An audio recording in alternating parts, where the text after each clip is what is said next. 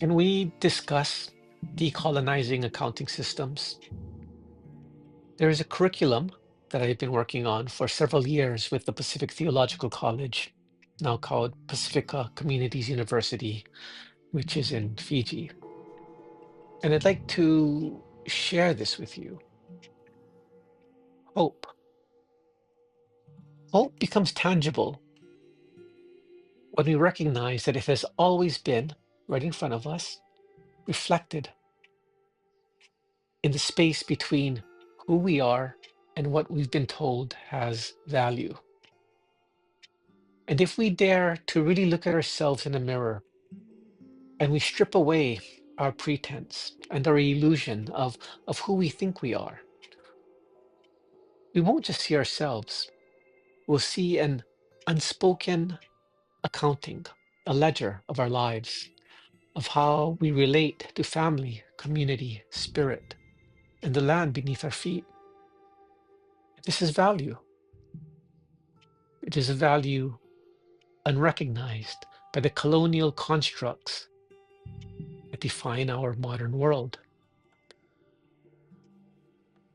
And if we look in the mirror and consider statistical metrics, we have baseline expectations, we have performance metrics, we maintain a standard deviation based on so many types of variables, and it doesn't matter your race, ethnicity, class, or education level, we all count. We all count. So, I mean, don't get me wrong, I'm not advocating that we live these merit-based digital lives, but I just want to highlight that when economic measurements are geared towards wealth accumulation, the logic of that principle does not provide for the kind of genuine security needed to account for well-being. Our national accounting systems are like silent architects of policy and economy. They have long been calibrated not to honor life, but to externalize it. They measure production, consumption, government infrastructure, and the exchange of goods and services. They tally the machinery of war, the legacy of slavery and genocide, the ongoing theft of land and labor. These systems do not err by accident. They were designed to extract, to turn relationships into commodities and ecosystems into capital. And this is the great fraud of modern history, the erasure of the commons. So the question before us is not whether we should reject accounting altogether, because that would be folly, catastrophic, apocalyptic even.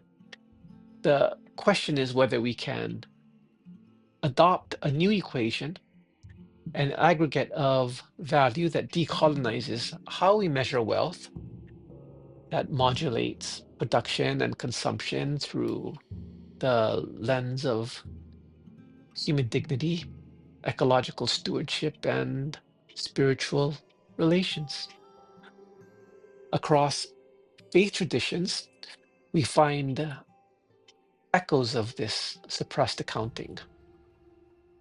For Catholics, the Immaculate Conception embodies a sanctity of origin, of purity, untouched by sin or transaction.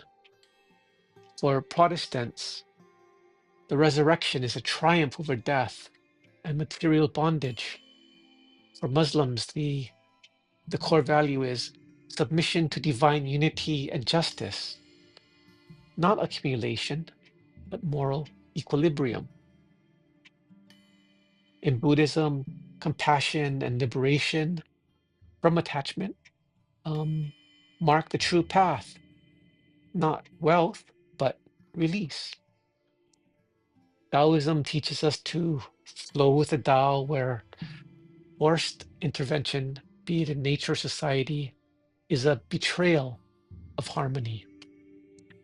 Judaism, Tikkun Olam, is the repair of the world. These are not doctrines of abstract faith. They are economies of meaning. They refuse commodification because their worth is intrinsic, relational, and in many ways intemperate, pure, untouched by the corruptions of market logic. And then there is indigenous spirituality, where value is not sought in distant heavens or future salvation, but grounded in place in genealogy and the biodiversity that sustains all life. Here, spirituality is a lived practice of stewardship, a covenant with the land, with ancestors, and with those yet to come.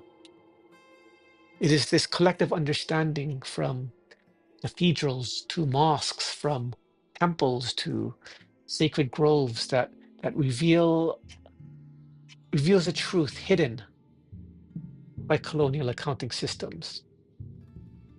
Value is not extracted, value is embedded.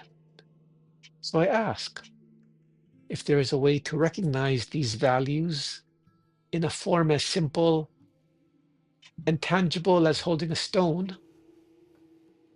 Why do we not? If the stone carries memory, relation, and responsibility, is it not worth more than the fleeting numbers of GDP growth? So decolonize accounting is to reclaim this vision. It is not merely a technical adjustment, it is a spiritual, ecological, and social imperative. It is to devalue extraction at its core, to dismantle the foundations of colonial constructs, and to embed a decolonial methodology into our national accounting system. We must build systems where the resilience of a forest outweighs the profits of deforestation. The continuity of a people's genealogy is prioritized over displacement for resource extraction. This is not utopian. It is profoundly pragmatic because no civilization survives by bankrupting the very relations that sustains life. The stone in our hand, unmoved, unsold, holds more enduring value than any commodity futures market. It reminds us that wealth is not what we accumulate, but what we honor, restore, and pass forward. If we are to address the conditions of our discontent, we must begin by counting what was deliberately left uncounted. We must adopt an accounting system that recognizes hope as tangible, not in speculative markets, but in that reflective space where community, spirit, and ecology converge. This is the potential. Emerald accounting, an economy where value is measured not by how much we take, but by how well we belong. Okay. Thank you. Please follow and share. And if you like what you hear or read, please subscribe to my Substack at Onibaba.